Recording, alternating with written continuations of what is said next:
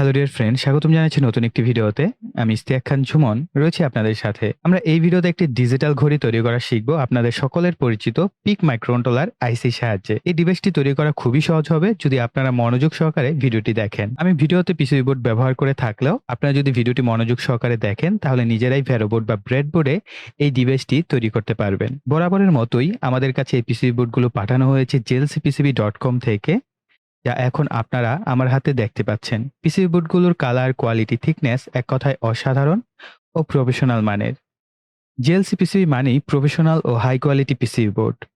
অত্যাধুনিক ও উন্নত মানের বিভিন্ন ধরনের স্বয়ংক্রিয় মেশিনের সাহায্যে পিসিবি বোর্ডগুলো তৈরি করা হয়। এসএমটি সার্ভিসের মাধ্যমে জিএলসি পিসিবি থেকে এসএমডি কম্পোনেন্ট পারচেস করে পিসিবি বোর্ডে প্লেস করে অর্ডার করতে পারবেন। পিসিবি বোর্ড অর্ডার করার জন্য চলে যাবেন jlcpcb.com এ। এখানে এসে গার্বার ফাইলটি আপলোড করে নেবেন। এসএমডি সার্ভিস পেতে হলে বুম এবং পিক অ্যান্ড প্লেস ফাইলটি আপলোড করে নেবেন।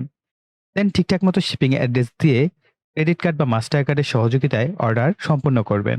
আমি পিসিবি বোর্ডে একে একে পার্টসগুলো বসিয়ে নিব। ডিসপ্লেতে আপনারা কম্পোনেন্টের নাম, পরিমাণ ও ভ্যালুগুলো দেখতে পাবেন।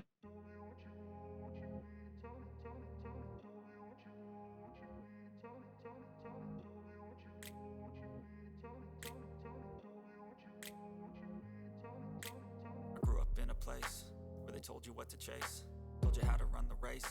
Every move was on the page, but I didn't like their way. Had to fight and misbehave, had to find a way to change, had to leave to find my way. Caught up in a daydream, I beat my mind up there almost daily. It's how I pass time, no opinions safely. It's how I understand what I want in this place, see. Cause everybody wanna tell you bad things, what could go wrong, what fame brings. But success is a finicky thing, and if you ain't sure, no, it'll never be. I don't wanna let myself down, myself down. I don't wanna let myself down, myself down.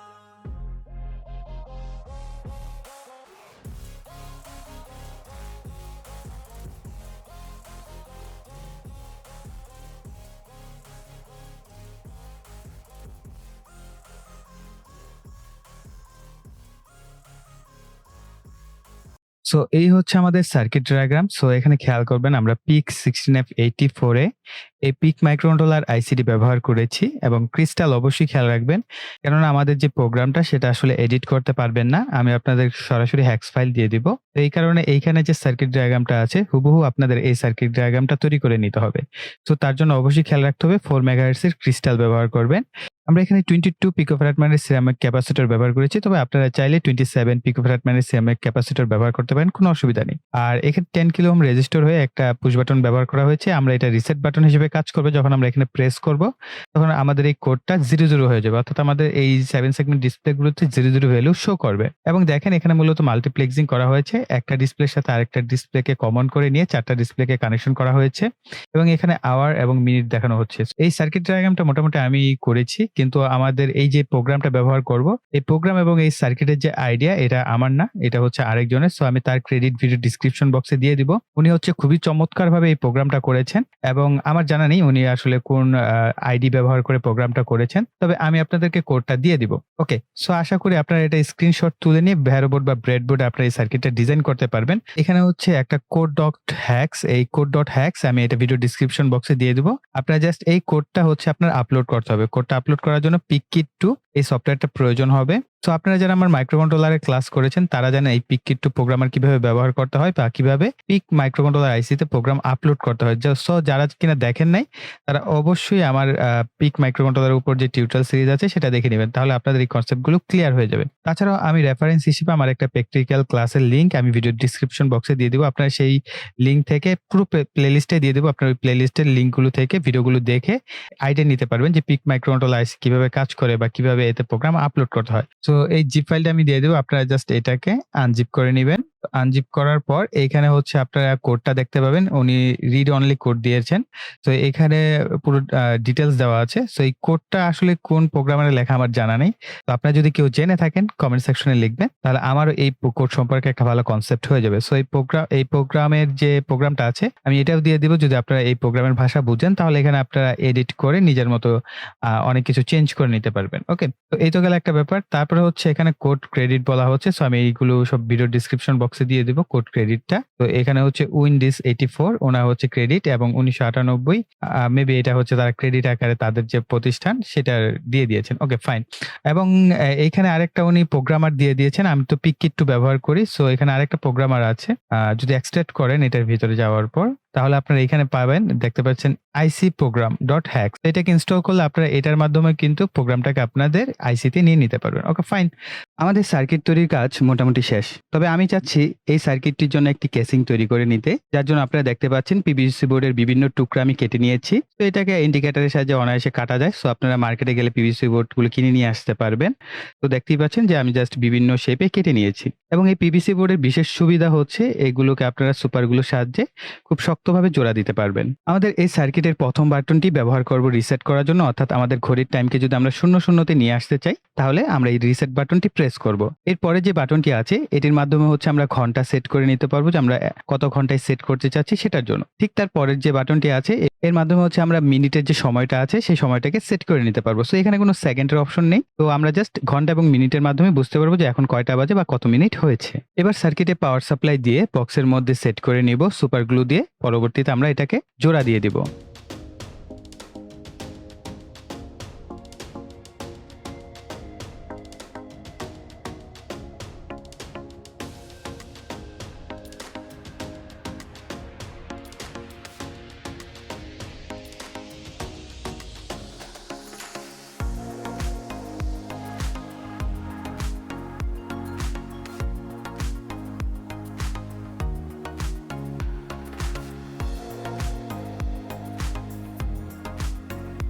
আমি এখন চেষ্টা করব আমার যে হাত ঘড়িটা আছে সেটা সময়ের সাথে সেট করে নেওয়ার।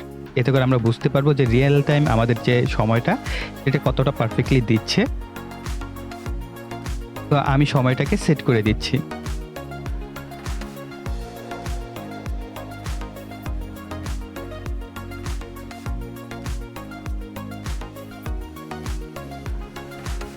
তো আমি যে সময়টা সেট করে ফেলেছি সেটা হচ্ছে 1 মিনিট বেশি হয়ে গেছে। আমাদের যে হাতঘড়িটা আছে অর্থাৎ আমার হাতঘড়িটা থেকে 1 মিনিট বেশি সময় আমি সেট করে ফেলেছি। তো যাই হোক আপনারা, আমি 5 মিনিটের একটি টেস্ট আপনাদের সাথে শেয়ার করছি ফাস্ট ফরওয়ার্ড করে। এতে করে আপনারা বুঝতে পারবেন যে কতটা রিয়েল টাইম দিচ্ছে।